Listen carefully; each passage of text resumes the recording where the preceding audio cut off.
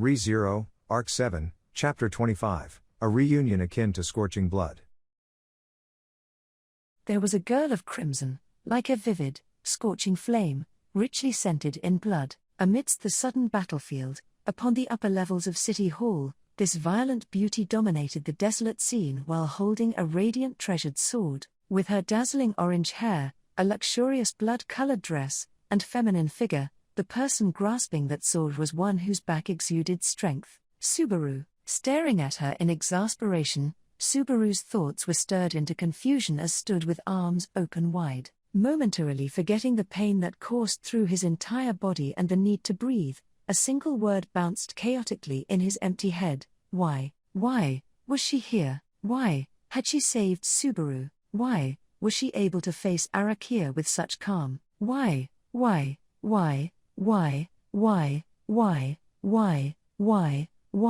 He could not stop wondering why. Overwhelmed by endless questions, Subaru felt like time itself had halted. Then, as if to ridicule the motionless Subaru, the woman of crimson gave a snort and, "Priscilla, what an idiotic visage.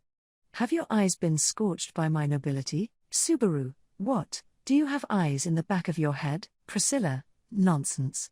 Does it appear like I have such a deformity? I can tell a foolish commoner's expression just by their respiration." Still with nary even a glance back, came a proud retort of the woman, of Priscilla Bariel. Whilst gazing at the women who should not be present, Subaru did not have any words to refute the preposterous notion that she would be capable of knowing his expression just by his breathing. The situation slowly progressed in front of Subaru, who could only be stunned and dumbfounded. Priscilla, well, after taking a short breath, Priscilla looked around as she continued to firmly wield the ornate crimson sword. She recognized that the city hall had been completely transformed by the sudden intruder's rampage. Even accounting for the injured people of Shadrach and the comatose Zika, the only ones who could move, albeit barely, were Subaru, Rem right behind him, and Abel, atop the balcony, and the one who was the cause of all this, Priscilla. Arakiya. Narrowing her crimson eyes, Priscilla focused on the other girl quietly. The one who maintained her silence under such circumstances was the brown-skinned, silver-haired demi-human, the Imperial General First Class, ranked second, Arakiya. She had been said to be the second strongest person in the Wallachia Empire. Her abilities had showcased this well. She met Priscilla's gaze, brimming with strong will, head-on, with her red right eye that remained uncovered by her eye patch. Nay, actually, she did not. Arakiya, Princess. Until now, Arakiya had given the impression of an otherworldly presence, imposing a solid world of her own. However, under Priscilla's stare, that world collapsed in a single beat. Instead, what emerged was intense agitation and equally great joy. Arakiya, Princess. HK, the dangerous atmosphere fizzled out, while Arakiya uttered those words over and over again, as if to confirm it, almost as if she were a lost child reunited with their parents, or a small brother and sister trying to regain their bond. One could see the obsession of the weak trying to cling onto the strong. The relationship between Priscilla and Arakiya was unknown to the others. Odd as the sight was, Subaru could not figure out the reason why Priscilla would need to come to this place, and could only guess that there was an unusual past between the two. It could be this past relationship had broken Arakiya's fighting spirit, who was by far the most dangerous being in this place. Arakiya, HK, lowering the thin tree branch in her grip, Arakiya, overcome by emotion, tried to step forward. It seemed as if she were about to jump straight into Priscilla's chest. Perhaps she desired to follow the passion welling up in her heart, and embrace Priscilla. However, Arakiya, Priscilla, silence. But that did not come to pass. A short, fierce command was accompanied by a flash. As Arakiya was about to take a step forward, a red glow swept across, just mere centimeters from the toes of her bare feet, and glaring flames flared up to prevent her from advancing further. Arakiya, at best, the flames contained the power of a bonfire, which went up to her shins. They were not great enough to hamper Arakiya's long legs from stepping over them. She easily could, yet despite that, she was unable to move, almost as if she faced an insurmountable wall. As they stood, Priscilla continued to stare coldly at Arakiya, whose eyes widened at the unexpected action. Priscilla, Arakiya, why do you wish to come to me now? Arakiya, what? Priscilla, did you believe that I would be so excited to reunite with you as to welcome you into my arms? If such is the case, I cannot help but be amazed at your optimism. Priscilla's words were tinged with contempt and disgust, completely blocking Arakiya from approaching. Arakiya must have understood that there was distance between them.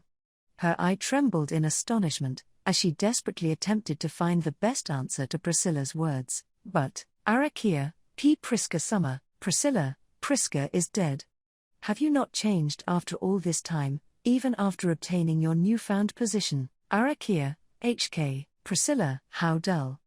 It has been a long time since I have last gazed at the soil of my homeland, but it is difficult to feel anything when it has grown so emaciated. Priscilla was unable to dismiss the fact that she was deeply disappointed. To be honest, he lacked enough understanding of her position in this situation to even begin to guess what Priscilla was thinking. Even so, Subaru knew that her heartless words had shaken Arakiya to the core, insofar as making her shed blood. It was a deep wound. One of being disrespected by a person with whom she had formed an important bond. Arakiya's eye wavered upon being labeled a disappointment. She could have cowered at the verbal wound, however, instead of faltering, she instead reflected a fierce look from her exposed red eye, not anger, but a glimmer of determination and resolve. Arakiya, I don't care what the princess thinks of me. Even though it's painful. But I've made up my mind. Priscilla, Oh, so you have made up your mind? Can you regain my interest then? Try telling me what you have decided. In response to Arakiya's quiet appeal, Priscilla threw out a provocative statement, whether she intended to or not. In turn, Arakiya looked up and yelled, I will. As she howled, Arakiya flexed her slender knees. Arakiya, I will regain the princess's rightful place in the empire. And to do that, the aim of Arakiya's outburst was not directed at Priscilla, who was only half listening. The gaze of her one eye strayed from Priscilla, heading toward Abel, still perched on the balcony as these events unfolded. He became the target of her shifting emotions. Arakiya, you're a liar, Your Excellency, and for that I shall, tch. Her eye blazing with passionate fury, Arakiya's slender body leapt high in the air. Ignoring the barrier of fire between her and Priscilla, she vaulted forward, her destination being Abel on the balcony. Her leaping prowess was extraordinary. However, it was not that surprising, considering she held the title of the second strongest in the empire. The main problem was that, aside from Priscilla, there was nobody who had the means to stop her. Subaru, shit, Abel's going to. Priscilla, do not raise such a fuss. Why are you acting so familiar, you foolish commoner? With whose permission did you call me by my name? Subaru, this isn't the time to. Priscilla, I said, do not raise a fuss. With her ornate sword lowered in one hand, Priscilla ignored Subaru's pleas. After this threat, which made Priscilla's next actions unreadable, Arakiya's form surged like an arrow, approaching Abel in the breathless Subaru's vision. Abel was leaning onto the railing of the half-destroyed balcony, blood pouring from his forehead. He had not displayed any signs of dismay at Priscilla's sudden intrusion, and was still standing firm, regarding Arakiya with his intense black eyes. It was a known fact that he was not a particularly skilled fighter. His lone uninjured arm, of course, was not strong enough to take on one of the strongest in the empire. Therefore, Subaru did not know why he refused to fall into despair. Without knowing, Abel, he knew it was pointless, yet nevertheless he tried to dash toward him. But his legs lost their strength at the first step. Having fallen on his knees, Subaru could only reach out as Arakiya approached Abel. The very next moment, a chain of events beyond Subaru's comprehension occurred. Abel stomped hard on the balcony floor, keeping his eyes on the enclosing Arakiya. Immediately after doing so, cracks spread further across the half-destroyed balcony, and the place he took as his foothold collapsed instantaneously. Naturally, Abel, being on top of it, fell helplessly, so he thought, but that was not what happened. Abel's body instead remained suspended in midair. His outstretched right hand had grasped the curtain, which hung from the top floor. Abel had hidden a lifeline beneath his hand, that he had up against the railing, and then he had intentionally collapsed the place he was standing on. Perhaps, had the enemy been small fry, the strategy could have been to have them swallowed by the collapse and consequently fall downstairs all at once. However, the opponent was one of the 9 divine generals. Furthermore, she was also ranked second among them. Arakiya, what fun! Swinging like a pendulum, Abel held on for dear life to the curtain, as Arakiya bared her fangs. Although she had lost the foothold necessary to land after her leap, Arakiya's strength came not only from her enhanced physical abilities, but also from her superhuman powers. Her legs flickered like glowing embers, and from her knees down, her body transformed into flames, her posture flexed in midair like that of a missile with jets blowing from her legs. The flames that had immolated Mizelda, the fierce tornado that had blown away the common soldiers, the crude craftwork that had supported a collapsing pillar, the gale that had disarmed Rem, and finally the transformation of a part of her own body into flames. From all these past events, they had become painfully aware of the endless versatility of Arakiya's abilities. Arakiya, Your Excellency, die. At this rate, a branch with unknown power was going to strike Abel. Hanging from the drape, Abel was unable to maintain his position and spun around. It was unclear if the branch was going to stab him, if it was going to release magic, or if it was going to create some sort of other supernatural effect. It was unknown, yet regardless of what it would do, Abel was going to be shattered into pieces. That certainty alone made the pupils of Subaru's dark eyes narrow with impatience and urgency. And yet, ? Oh damn, bro. I didn't even know that it was you till I heard your voice just now. Instantly, a figure intervened between the demonic Arakiya and the suspended Abel. From beside Rem, who was knocked down, a figure ran over the pillar that Arakiya had caught, and threw an attack from the side, aiming for the branch that she held.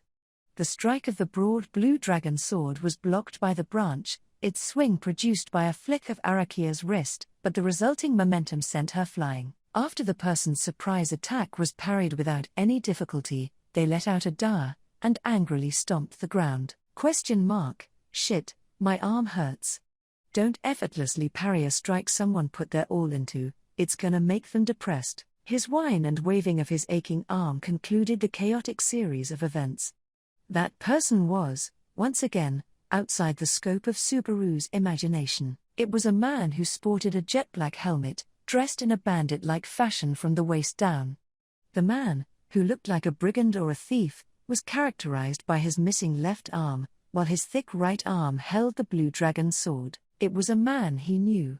In fact, this was the first person he should have thought of, if Priscilla was here. He was, Subaru, Al, hey, bro. Didn't think I'd run into you on the other side of the border. I'd like to share my thoughts on your attire and this strange reunion. Priscilla's knight, or rather, servant, Al, tilted his head and raised his voice in an out-of-place greeting. He responded to Subaru in the same aloof tone as usual, while prohibiting Arakiya's advance, still floating in the air with her legs morphed into flame. In this case, Subaru did not know if he should be more impressed by Al's ability to block Arakiya's attack with just one strike, or by the durability of the tree branch which had clashed straight on with the blue dragon's sword and came out unscathed. Al, you can be surprised, man. After all, it wasn't like this was something done in one shot. Arakiya, get out of the way. I can't kill His Excellency like this. Al, I've come all this way to interfere, how can I get out of the way now? I can't just stand here and let my head fall off my body. But, Arakiya howled in anger, and Al looked at her from the front without hesitation. Arakiya's outfit was overly revealing, but Al did not look at her with lewd intentions. His gaze only contained feelings of nostalgia and deep emotion. In fact, Al let out an admiring sigh. Al, Tilda. You've really grown up. I always knew you'd be beautiful. Arakiya, who are you? Al, you saying that, it really hurts. Even though we're friends who trusted each other with their lives. When Al called out to her as if she was a familiar face, she raised her eyebrows in suspicion.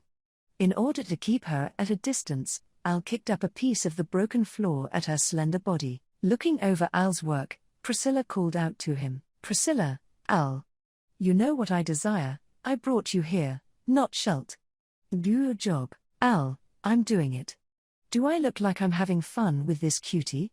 If I'm not careful, I'll be ripped to shreds in 10 seconds, okay? Priscilla, taking a look at the situation, you certainly have not accomplished much. Al, it's better than being ripped to shreds, isn't it? Whoa, Al, whose concentration was disturbed by the impatient remarks of his master, was nearly killed by Arakiya's blow. Flying in the air, Arakiya circled more freely than a bird, and Al desperately parried the attacks from her branch being launched one after another. Arakiya, you're in the way. Al, it really hurts an old man's heart to hear a girl your age say that. Abel continued to hang, and Al continued to protect him. Glaring down at both of them, Arakiya's eyes became angrier, and every inch of her body was filled with fighting spirit. Still, the reason she would not unleash the fearsome ranged attack she had initially showed was, Subaru, Priscilla, princess, that was what Arakiya had called Priscilla. Priscilla's attitude was nothing but cold and disconnected, but not towards Arakiya.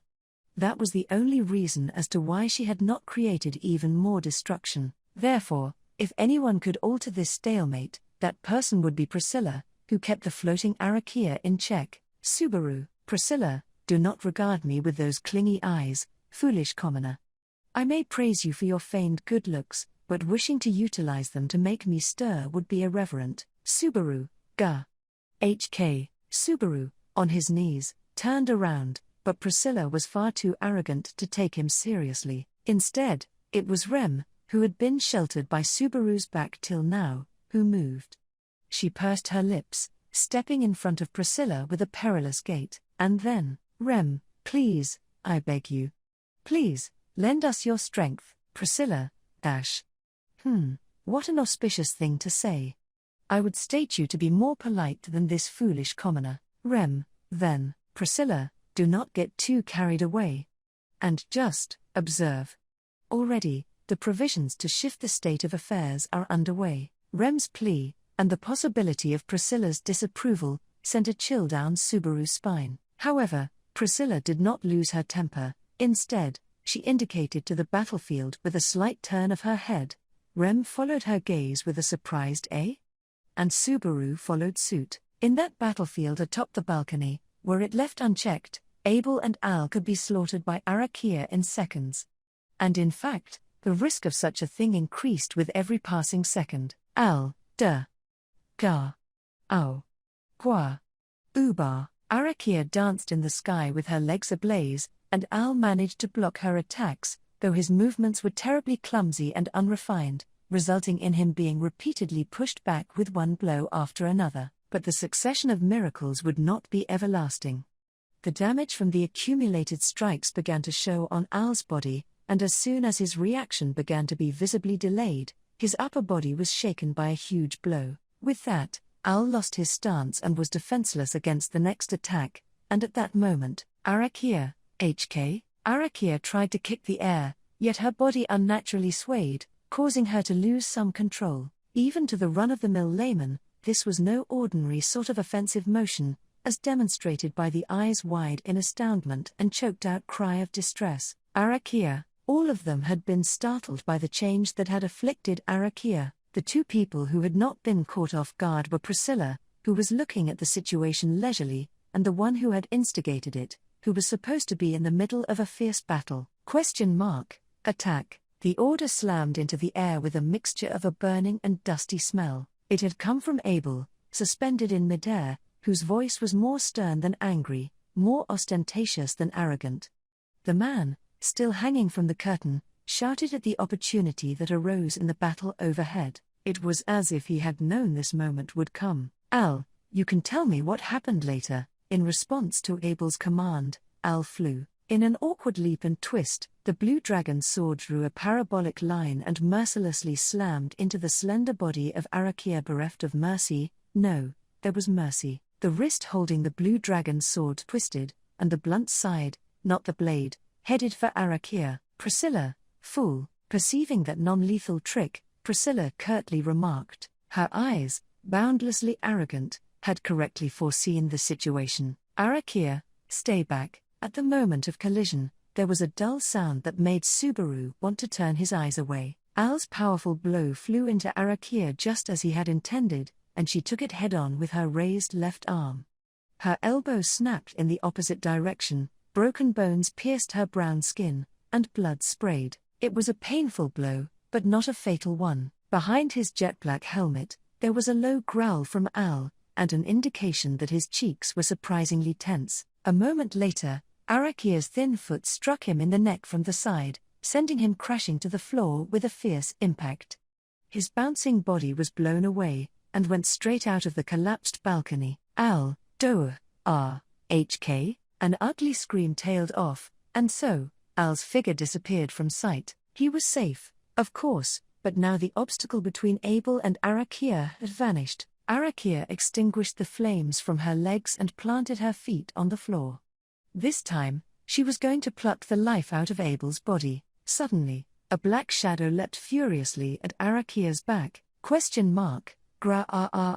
A shadow blew away the rubble and rushed at Arakiya with a fierce yell. It was a being that grasped a large knife in a backhand grip, and launched an offensive wielding its hunting instinct. For a moment, the sheer spirit of the shadow's surprise attack almost overwhelmed Subaru's understanding of its true identity. Her tall, well-built body, wounded and burnt black, her black hair dyed red, and the white pattern on her skin indicating her as one of the people of Shadrach. Subaru then shouted, "Subaru, Mizelda-san." "Mizelda, cha-ah." Without answering Subaru's call, Mizelda continued to roar as if she was spitting up blood. Mizelda had been the victim of the first strike from Arakiya's intrusion. And with her whole body still in a pitiful state due to the burns it had sustained, she continued to attack as if burning away her very own life. The relentless blade she wielded was aimed at Arakiya's vitals. Unlike Al, Mizelda had no mercy or compassion to give to her prey at the last minute. Seeing the way she fought, Subaru belatedly realized that she was the target of Abel's order from before. Abel had foreseen Arakiya's slump, and inspired the dying Mizelda to fight harder. Subaru could not imagine how much thought had gone into performing this divine calculation, under such sudden and seemingly unrecoverable circumstances. But still, this extra step was not enough. Despite Mizelda's struggle, she still remained in bad shape, and Arakiya's expert ability would easily be able to deal with her. Frowning in annoyance, Arakiya easily blocked many of Mizelda's attacks with some rough swings of her branch, while the latter burnt through the dying drops of her life. No longer was there any point in mentioning the strength of that branch. The impact of the cleaving branch drove Mizelda's knife out of her hand, and a moment later, the branch was thrust into Mizelda's unarmored torso. Her well-developed abs of steel were pierced with a sickening sound. Without much resistance, it bored through Mizelda's body, shredding vital internal organs and forcing the mighty Amazoness's body nearer towards death. Arakiya, now, finally. "Mizelda, where are you looking?" It happened the moment when Arakiya's attention shifted from the interloper she thought she had eliminated. Mizelda's eyes glistened as she froze in place, blood bubbling at the corners of her mouth. She gave a fierce smile, red blood staining her white teeth, and grabbed Arakiya's right hand that held the branch with both of hers. She gripped it more and more tightly, then made herself immobile. Mizelda, the moment of stagnation that was created was, or was to be, the final opportunity, but there was no one on their side, including Subaru, who could take advantage of the moment created by Abel's wisdom and Mizelda's dedication. The people of Shadrach, led by the struggling chieftain, had yet to recover from that last raging storm, and neither had Subaru, who could barely stay conscious. Even Rem, who had broken off a pillar, was unable to reach the two due to her weak legs. Without everyone working as one, the once-in-a-lifetime opportunity was lost. However, "Priscilla, you may hold your head aloft, only girl." It was your plea that brought about this swing of mine. However, even though Subaru's allies was incapable to reach out, that was not the same for the third force on the battlefield. Priscilla, who had a bird's-eye view of the battle, closed the distance with a single step and aimed for Arakiya's unprotected back. For a moment, Arakiya was aware of the presence behind her and moved to engage it. She wanted to throw Mizelda's tall body, which was grabbing her arm, and slam it into the enemy behind her, but she could not do that. She could not do it, because she could see who that presence belonged to. Arakiya, Arakiya, who had been unable to break her obsession with Priscilla from beginning to end, was struck by a flash of the crimson sword. With a bang, her gushing blood was incinerated by the flames, and Arakiya's body shook terribly. Priscilla, I did tell you, Arakiya, that you should have prepared your resolve for the time you met me next, a promise made in the past, the true meaning of which no one else had the right to intrude on. The only thing they knew was that Priscilla's merciless blow was the answer to that promise, and also the answer to Arakiya's unbreakable longing. Arakiya's body collapsed on the floor as the treasured crimson sword collided with her back. Mizelda, who had grabbed her arm and was blocking her movement, was also caught up in it. The two of them fell in a tangle, throwing their arms and legs out like sluggish ragdolls. Mizelda, the situation, which had been moving at a dizzying pace, as the air that seemed to be stirred endlessly with swords and flames, was suddenly engulfed in silence. Subaru felt as if time had stood still. It was as if the mere movement of one breath or one step would ruin everything, and it would all fall apart like a dream. Rem, Mizelda-san. It was Rem's tense voice that shattered the stillness of that moment. With faltering arms, she crawled across the floor and hurried to Mizelda, who was lying folded up against Arakiya. Mizelda's whole body had been scorched all over, blown away by a gale of wind, and even pierced through the stomach. Rem, kneeling beside her, gasped, and with a desperate expression, placed her hands on Mizelda's body and tried to hold her together with a pale light of healing magic. Abel, is this really the situation to be gawking? Give me a hand, Subaru. Abel's voice reached Subaru's ears, stunned immobile after seeing Rem in action. Abel was still unable to climb up from his suspended position. Shaking his head, Subaru hurried towards the former balcony and looked down at the empty space below them. Abel, hanging by his right arm with a curtain wrapped around him, pierced Subaru with his eyes. Abel, you survived. You really have the luck of the devil, do you not, Subaru? Looks like you've got plenty of bark left in that hateful mouth of yours. Subaru's cheeks twisted at Abel's inability to stop talking, then he grabbed the curtain and pulled him up. To be honest, if Subaru was a mess, then so was Abel, being drawn up. The former wished to stretch his limbs out and let go of his consciousness right now, but he could not do that. Subaru, it's not just Mizelda-san. A large number of injured people had fallen victim to Arakiya's rampage. In an environment where those who could use healing magic were rare, non-magical first aid was necessary. There was no time to pass out. To fall here would be to allow oneself to be lost. That should not be allowed to happen. For that reason, Subaru, hurry up and get up here. Clenching his molars, he pulled the curtain and grabbed Abel's hand once he came within reach. Relying on the feeling of Abel's tight grip, he managed to pull the man who was taller than him up. Abel, upon his return to solid ground, gasped slightly before Subaru fell on his ass. Abel, that was a great deed. I commend you. Subaru, shut up. Rejecting the praise that did not show a shred of sincerity, Subaru clucked his tongue softly. As it was, he was about to get up to start carrying out the other wounded. Priscilla, do not move on your own, foolish commoner. Who do you take as ruler of this place? Subaru, who was on his buttocks, and Abel, who was on his knees, closed their mouths in unison. What intimidated them without a word, with her arms crossed as to emphasize her voluptuous chest, were those crimson beauties, Priscilla's eyes and voice. They were acquaintances, not strangers, but if one asked him if they had a good relationship, he would hesitate to nod in assent.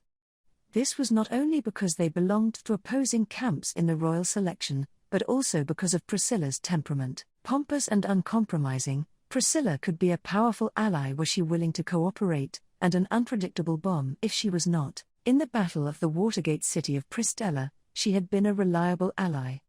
On the other hand, what about this time? Was it okay to consider her as an ally after she lent a hand fighting off Arakiya? In any case, Abel, while I resent it, you are the one in control of this situation, Prisca Benedict. In place of Subaru, rendered immobile and mute, it was Abel who opened his mouth in place of Subaru. With one knee on the floor, Abel called Priscilla by a different name, and it sounded like the one Arakiya had said before collapsing. Priscilla gave a tiny snort at being called that. Priscilla, unfortunately, Prisca Benedict was defeated in battle and died in vain. How could one who is beneath the grave speak like this? Abel, I see. Then who are you, and what do you call yourself? Priscilla, Priscilla Bariel. That is my name. You shall do well to remember it, Vincent Abelix. Priscilla's and Abel's gazes met as she answered his question in a dignified manner. A storm of pressured glances, like either fire or lightning, passed between them. Subaru, standing beside them, was caught in the middle and had to turn his head slightly to avoid being blown away. Priscilla, who knew Abel's name, and Abel, who called Priscilla by a different name. Subaru gulped quietly, foreseeing the alarming relationship between the two. Such a brutal atmosphere. Al, hey, can anyone help me out here? I'm almost at the end of my rope. The only sound in the air was Al's pathetic plea for help, as he hung from a crystal light fixture below the balcony's edge.